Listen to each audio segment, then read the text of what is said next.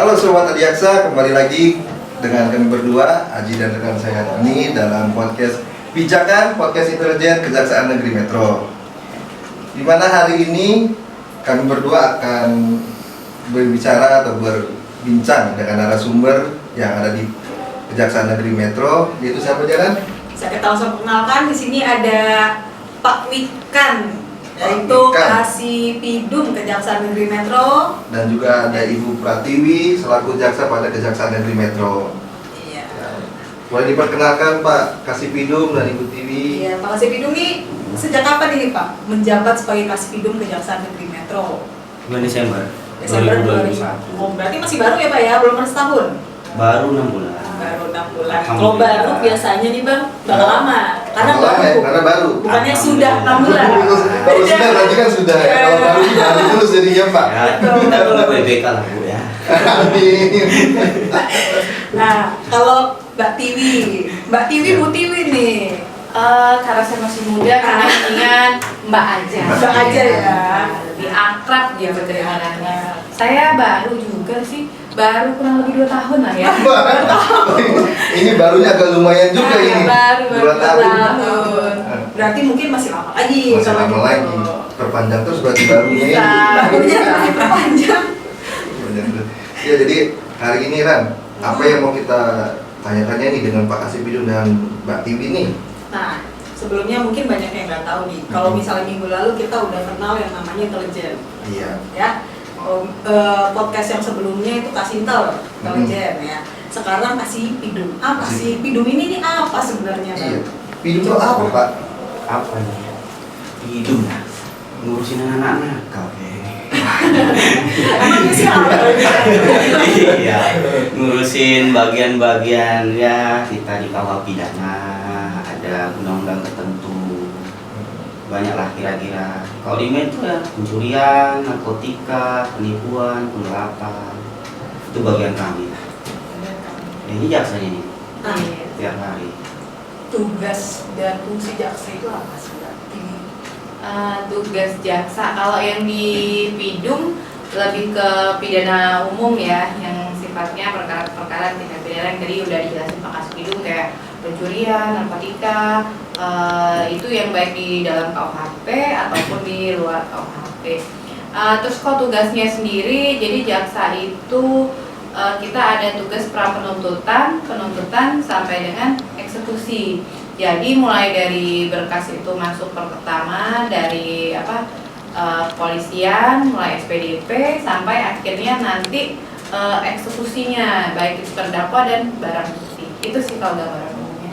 Benar-benar umum dari tugas dan fungsi jaksa sendiri ya Mbak Tiwi ya.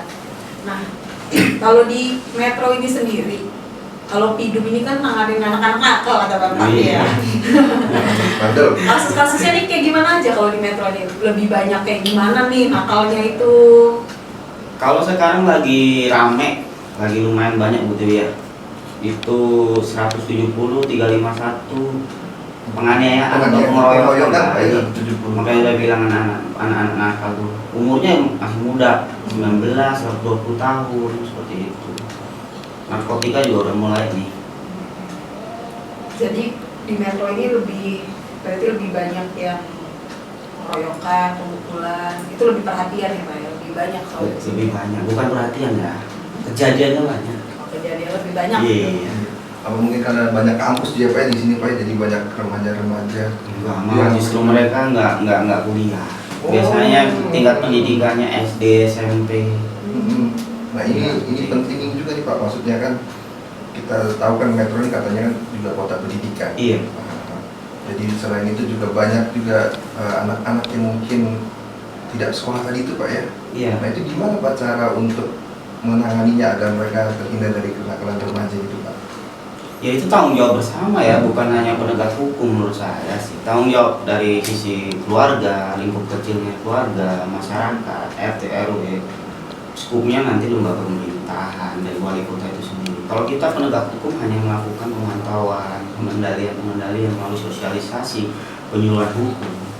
Itu bagian intelijen juga sudah dilaksanakan di Kejaksaan Negeri Metro.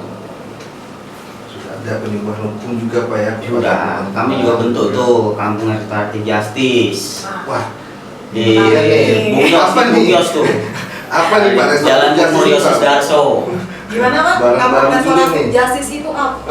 Nah, itu kami buka kampung restoratif justice di Jalan Bungyos Darso ya Bu Tiwi ya. Ya, Bungyos. Bungyos, singkatannya Bungyos. Itu sebenarnya kampung bentukannya Pak Wali Kota. Hmm. Dia banyak aktivitasnya kampung itu. Kampung itu sangat hidup. Kegiatan masyarakatnya ada UMKM, kegiatan sosial, charity, baik itu terhadap pengembangan anak-anak balita ada juga. Kemarin ada lomba menggambar di situ. Terus yang untuk dewasa, terus yang untuk orang tua juga ada. UMKM terutama nanti dibentuk di situ. Kami masuklah di kampung restoratif justice. Sebenarnya restoratif justice itu apa sih Pak? Mungkin banyak yang belum tahu, orang Oh, sering itu. dengar kan RJ, restoratif justice. Apa nih, Bu Tiwi? Sebenarnya restoratif justice itu? Gimana Bu Tiwi? Iya, jadi kalau MJ Restoratif Justice itu lebih ke penyelesaian perkara tindak pidana dengan melibatkan korban. Jadi tujuannya mengembalikan keadaan seperti semula.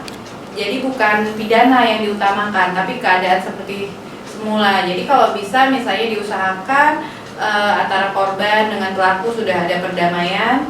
Nah, tapi tentunya dengan harus memenuhi syarat-syaratnya ya. Jadi misalnya kayak kerugian tidak lebih dari 2,5 juta, terus sudah ada perdamaian. Jadi kan kembali ke kondisi seperti semula, ya sudah. Kalau sudah damai, akhirnya perkaranya tidak dilanjutkan lagi untuk ke persidangan tahap penuntutan.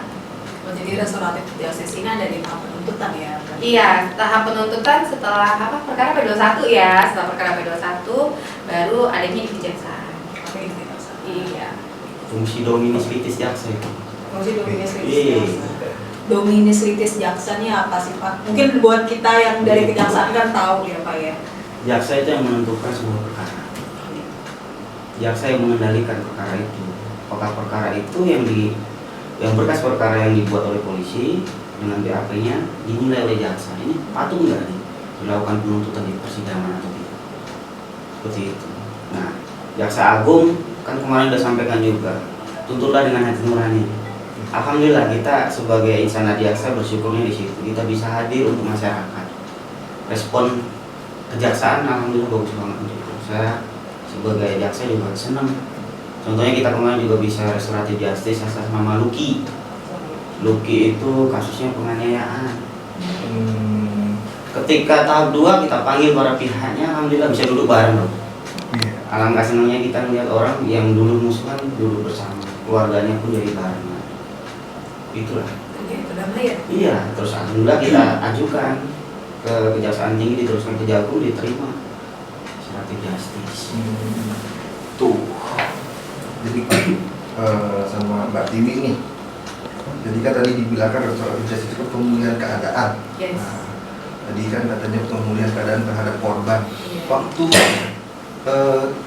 pada saat pemulihan keadaan itu Mbak, maksudnya pas ketika mau dihadapkan nih, yang tadi kan Pak Kasbidum bilang tuh yang tadinya tersangka ya atau sama korban tidak pernah bertemu, pada akhirnya bertemu tuh kayak cara-caranya itu gimana sih Pak bisa kita menyatukan mereka? Ini kan tadi orang yang berselisih, Iya. akhirnya kita mengembalikannya lagi menjadi satu kesatuan itu tadi yang pemulihan keadaan itu gimana ya Mbak?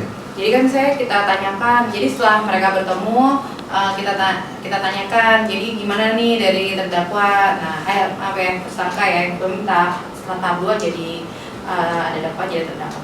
Jadi dia mau minta maaf atau enggak? Gitu kan. Terus, setelah dia meminta maaf dari korban, gimana mau memaafkan? Nah, saya kalau korban sudah memaafkan, baru kita lanjutkan lagi proses RJ-nya. Itu sih dia. Gimana ya Pak? Ya sama. Jadi kita rembukan dulu lah intinya para pihak. Gimana sih baiknya gitu? Apa sih yang dituntut? Apa sih yang dimau gitu? Syarat mutlak adalah minta maaf jelas lah, karena ini ada orang yang dirugikan pasti. Baik itu secara material maupun non material. Ya, setiap perkara kan bentuknya berbeda-beda juga, jalannya perkara beda-beda. Syarat utama minta maaf. Kedua melakukan perdamaian. Ya ketika memang ada tuntutan ganti ruginya seperti apa? ya ganti rugi sepatunya dong, ya kan? Tidak ada lah menambah-nambahkan atau apa. Toh ini restoratif, resto kembali pada titik semula dong, jangan mencari untung. Ada yang jelas, ada nanti pelibatan pihak luar. Apa sih kondisi pemuka masyarakat itu yang Tokoh masyarakat. iya, tokoh masyarakat, tokoh adat itu kalau bisa gitu. Nah, wajib itu kita hadirkan karena dialah yang nanti ketika dikembalikan ke masyarakat dia akan menjadi pemimpinnya di samping keluarganya. Itu. Perannya sangat luas sekali Pak ya, restoratif justice ini. Konsepnya agung lah kalau konsepnya. Ya, Insya Allah perlakuannya juga agung banget, sangat bagus. Sangat bagus. Peran jaksanya juga sangat ini sekali ya, berperan sekali memang ya. Makanya, karena susah sekali tuh untuk menyatukan kedua belah pihak yang ibaratnya berseberangan nih kan Pak ya, tadi pihak berseberangan untuk disatukan lagi. Jadi Pak Kasih Bidung waktu Mbak Tini ini sebelumnya juga kan saya tanyakan juga gini, ini cikal bakalnya restoratif justice ini dari mana sih? Kok bisa kepikiran ada restoratif justice ini? Iya. Iya, kalau kita sih dari instruksi pimpinan ya sudah diatur di Perja 15/2020 ya. Nah, oleh Jaksa Agung juga disosialisasikan. Sebetulnya kita niat awal juga mungkin untuk menciptakan keadilan masyarakat ya. Jadi kalau misalnya dia sudah berdamai, sudah korban juga ikhlas dan kerugian mungkin memang nggak banyak kan. Jadi ya pidana itu kan bukan kita jadikan tujuan utama. Jadi tidak lagi sebagai pembalasan. Iya, pidana bukan hanya untuk pembalasan ya, lebih ke situ sih. Karena kan mindsetnya orang kan berpikir kayak balas-balasan gitu ya. Iya, kalau harus dihukum gitu ya, kalau harus dihukum harus dipenjara gitu ya. Kalau dari emosi kan, lapor. Iya. Jadi di dalam restoratif justice ini ada syarat-syaratnya juga ya, Mbak, Iya. untuk kembalikan keadaan seperti itu. Ada syarat ini Mbak ya tadi. Ada syarat-syaratnya. Apa aja tuh syarat-syarat ini? Syarat-syaratnya Yang bisa kita RJ-kan? Ya, jadi bisa di-RJ-kan dengan ancaman pidana tidak lebih dari 5 tahun. Kemudian kerugian tidak lebih dari 2.500.000. Adanya perdamaian dengan korban. Itu sih. Bukan residivis. Oh iya, namanya bukan residivis ya Pak Kasih Nggak Bidung ya. boleh. Jadi bukan merupakan pengulangan tindak pidana. Tindak pidana apapun nggak boleh. Jadi memang dia benar-benar baru pertama kali. Jadi RJ ini nggak semua perkara itu bisa kita RJ-kan berarti ya Mbak ya? Nggak bisa dong, syaratnya harus sesuai memenuhi dengan syarat. Iya. Prosesnya ini apakah proses RJ ini kayak gimana sih Mbak? Maksudnya kita udah damaikan nih, selesai. Apakah setelah itu udah langsung bebaskan atau bagaimana? Setelah damai, kita bisa damaikan Ya. Lalu Setelah didamaikan, kita buat laporan dulu ke Kejaksaan Tinggi. Kemudian untuk diusulkan ekspos di Kejaksaan Agung di Jampidum. Jadi prosesnya ini bukan hanya semata-mata begitu damai langsung jaksa mendamaikan terus selesai pulang, enggak. Jadi kita ada jenjangnya juga. Jadi nanti dinilai oleh pimpinan pada Kejaksaan Tinggi layakkah RJ-nya. Nah, setelah dinyatakan layak nanti ekspos lagi dengan Jampidum. Nah, baru setelah itu kita setelah ACC baru kita hentikan proses penuntutannya. Gitu ya Pak Mas Dumi? Iya. Syaratnya banyak. Aslinya juga banyak. Dari RT 1 sampai 12. Banyak administrasinya, Sampai Mbak. 14. Administrasinya banyak. Karena ya harus tertata rapi. Secara administrasi ini kan bukan kerja. Karena Nggak RJ juga boleh. bukan buat main-mainan Bukan ya. main-mainan. Pak Mas Dumi. Kita harus serius karena soal nasib orang kan. Iya. Nasib orang. Walaupun sebetulnya dalam setiap penanganan perkara saya rasa semua jaksa pasti sangat serius ya. Tapi ya yang ini yang bisa RJ ini memang perhatian khusus lah ya. berarti memang tetap kita jaksa di daerah ini tetap diawasi nanti sama Kejaksaan Agung untuk Iya dong, tetap pasti. nggak bisa kita Nggak seenaknya Nanti nggak Pak, sembarangan mau RJ RJ dong juga. gitu kan. Nggak Nggak boleh. bisa, Kalau RJ. tahapannya jelas. Kan resmi kita.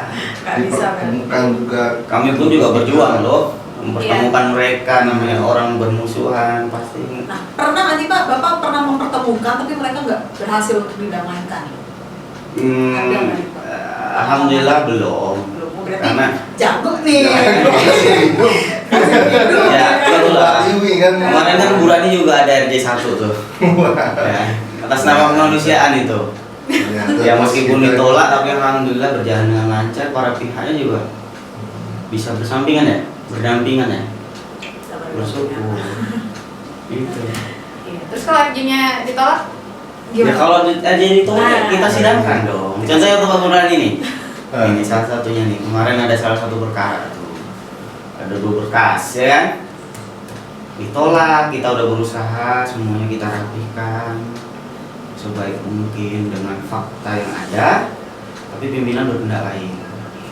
Silakan sidangkan, tapi alhamdulillah meskipun ini di RJ kan ditolak, tapi pimpinan bersampaikan kepada kita ya Bu ya, tolong tuntut sebaik mungkin dengan rasa kemanusiaan yang ada kalian, Tetap dengan hati nurani. dengan hati nurani. Ya, Jadi hasil perdamaian tadi juga jadi bahan pertimbangan kita. wah, juga, harus ya. itulah dasar kami. Itulah hati nurani. Hati Terima kasih nurani dengan itu. Kejaksaan Negeri Metro ini. Iya. Dalam menuntut Kan perkara. alhamdulillah Bapak kita Jaksa Agung kan petunjuknya seperti itu. Gunakan hati nurani kalian. Respon kita harus kuat. Kan? Pernah dengar juga hati nurani tidak ada dalam buku ya? Nggak ada. Perlakuan kita.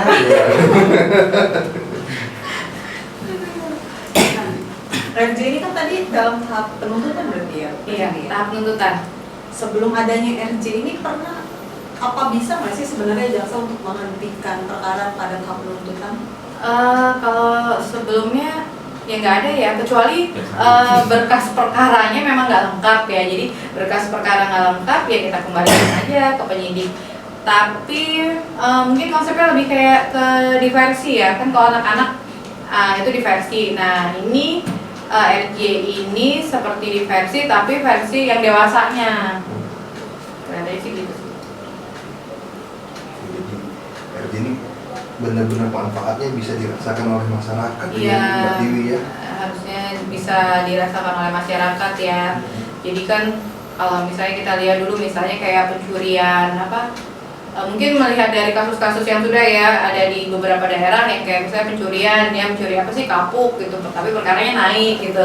Nah kalau zaman sekarang kan kita punya RJ tuh, jadi bisa kita usahakan untuk RJ. Jadi ya kalau memang sudah dimaafkan ya nggak ada lagi lah ya yang kayak itu nenek-nenek tuh jadi apa, jadi terdakwa di persidangan. Ya, selagi dia bisa memenuhi persyaratan di Iya, RJ setelah, tadi, ya, kita iya. usahakan untuk RJ tadi. Iya, kalau misalnya persyaratannya bisa kita ajukan dan di ACC ya dihentikan deh penuntutannya.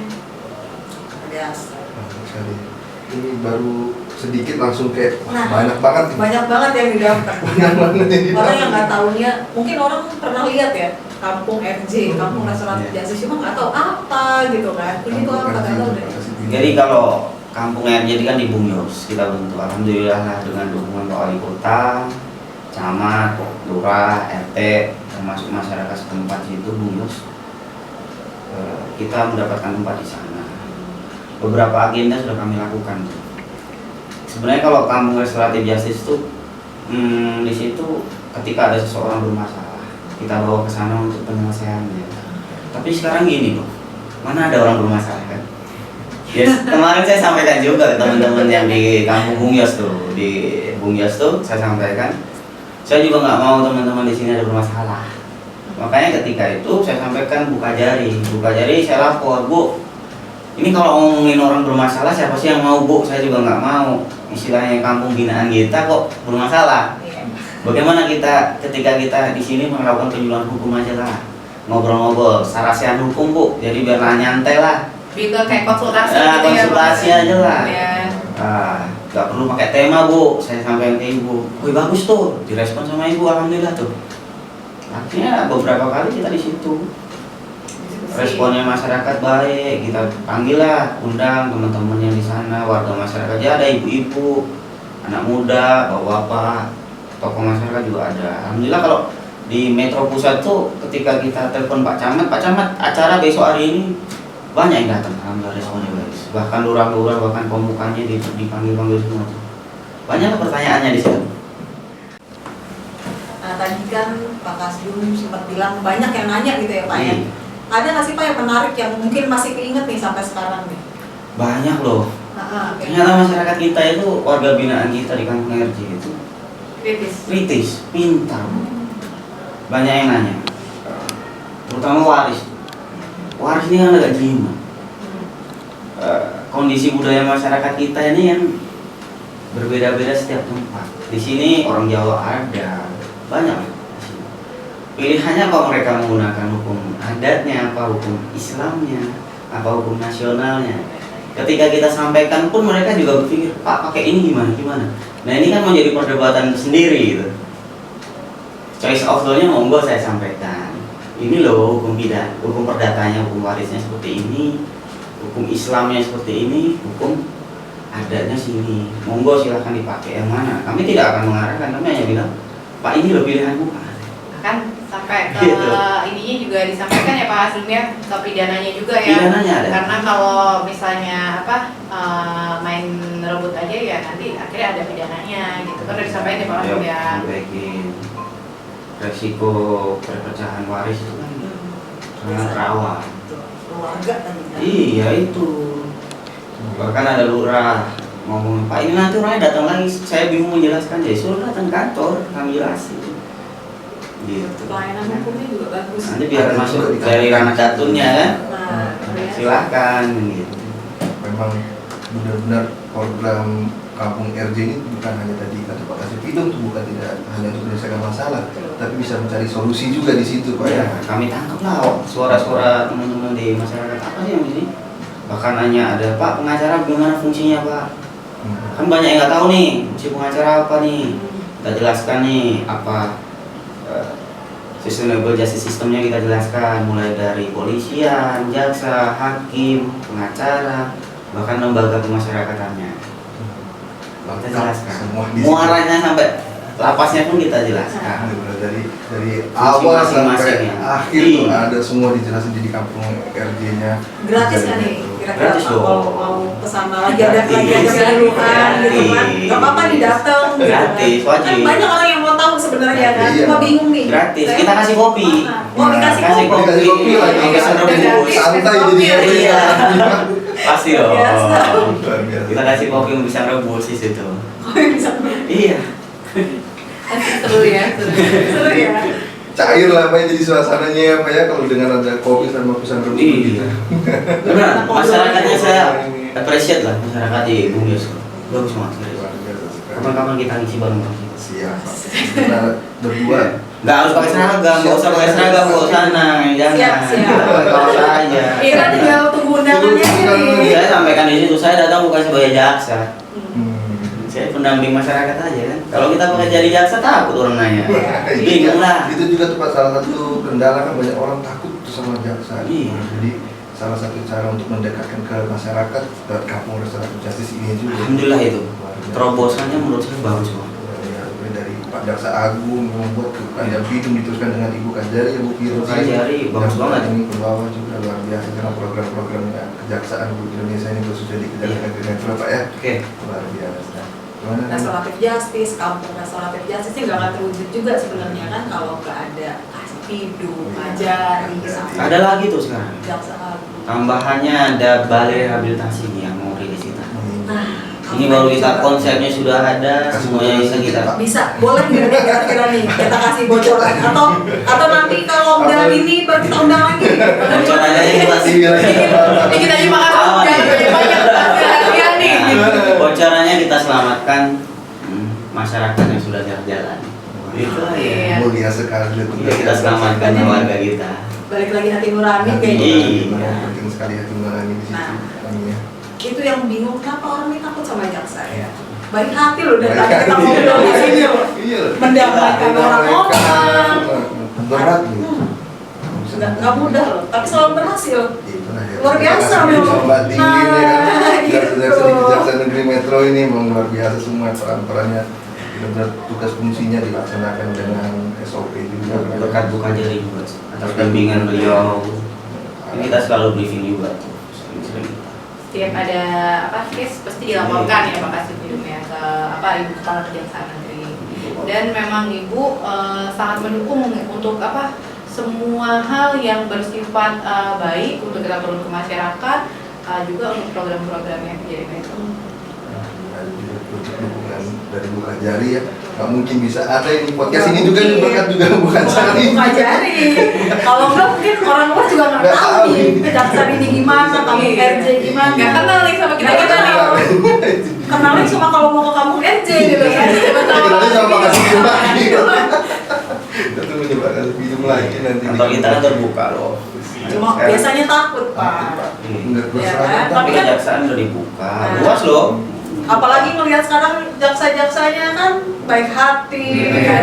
Nggak serem lah ya, Nggak serem ya. Lobby kantor kita udah bagus, Ya. shelternya juga udah bagus. Bahkan dibilang kayak kafe kan sekarang. Penasaran, bikin penasaran orang kan? Iya. Boleh ya main-main Boleh, kan. main. Ya, Kantor boleh. Kejaksaan Negeri Siapa Metro. tahu mau ketemu sama Mbak Tiwi. Boleh. Konsultasi sama kita boleh kok. Boleh. Nggak apa-apa, konsultasi ya Mbak ya. Iya. Sip. Aduh, banyak banget ya kita dapat ilmu dari Pak Kasih Bidung ini dengan Mbak Tiwi nih, luar biasa sekali ilmu yang disampaikan ke teman-teman semua di luar sana, di Sobat Adiaksa semua. Gimana kan, masih ada nggak yang mau ditanyakan lagi nih dengan Pak Kasih Bidung sama Mbak Tiwi nih? Mungkin kalau sekarang cukup kali ya. Ya, karena Mungkin masih nanti- ada yang tadi bocoran nih. Nanti kalau memang sekiranya ada udah launching nih bisa kita undang lagi. Diundang lagi, diundang Ya lagi. kan? Silakan, tentunya kan. Ngantri nih, kalau sumber kita ngantri Masih soalnya. banyak ya. Tapi kita juga nggak apa-apa. Insya Allah lah. Enggak, Iya. makasih banyak Pak Kasih Bidung Siap. sama Mbak Tiwi Oke, waktunya. terima kasih. Sela-sela waktu sidangnya Baik. bisa menyempatkan waktu di podcast Kejaksaan Negeri Metro, podcast intelijen Kejaksaan Negeri Metro. Mungkin demikian Sobat Adiaksa podcast hari ini, sampai jumpa lagi di pijakan berikutnya. Wassalamualaikum warahmatullahi wabarakatuh.